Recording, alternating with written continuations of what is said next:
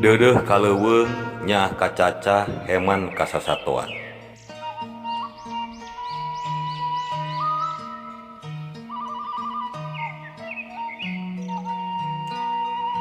Ditili kiwari alam perlu pisan dipupusti, dijaga tur diriksa.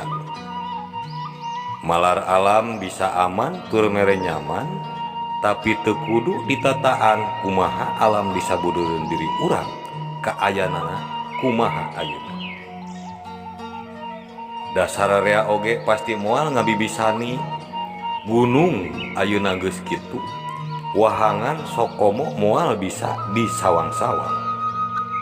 Tapi ayeuna alam bakal cumarita ku ciciren anu tangtu moal bisa dihulag ku manusia. Contona kajadian longsor, banjir atawa ngageserna tani. Kitu caritaan Dik Sodikin sarjana teknik, Ketua Umum Pemerhati Lingkungan dan Tata Air Sungai Citarum anu nelah lembaga Sukci. Waktu genom catur di saung diskusi nu teu jauh ti walungan Citarum kalawan nu diwangkongkeunana ngeunaan alam kiwari.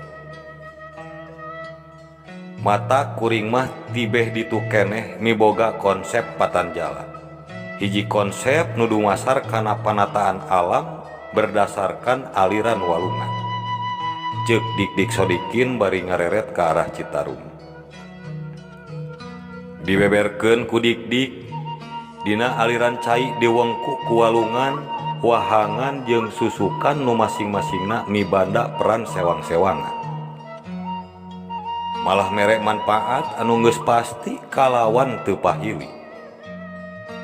Beh dituna aliran cai bisa digambarkeun huluna aja di leuweung anu ngawengku kawasan, leuweung titipan, leuweung tutupan, jeung leuweung baladahan.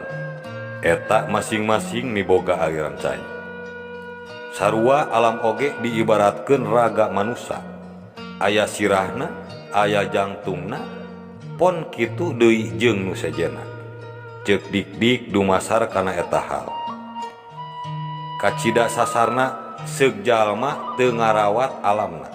Dasakuduna walungan tong dikotoran, leuweung tong digunasika dituaran nepi ka beak tangkalna.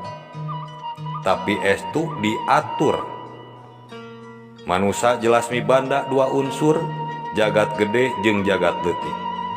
Mata lain hayang kapuji atawa katangar atuda ieu alam lamun teu dimumule ku urang kusaha deui, lamun teu ayeuna iraha deui.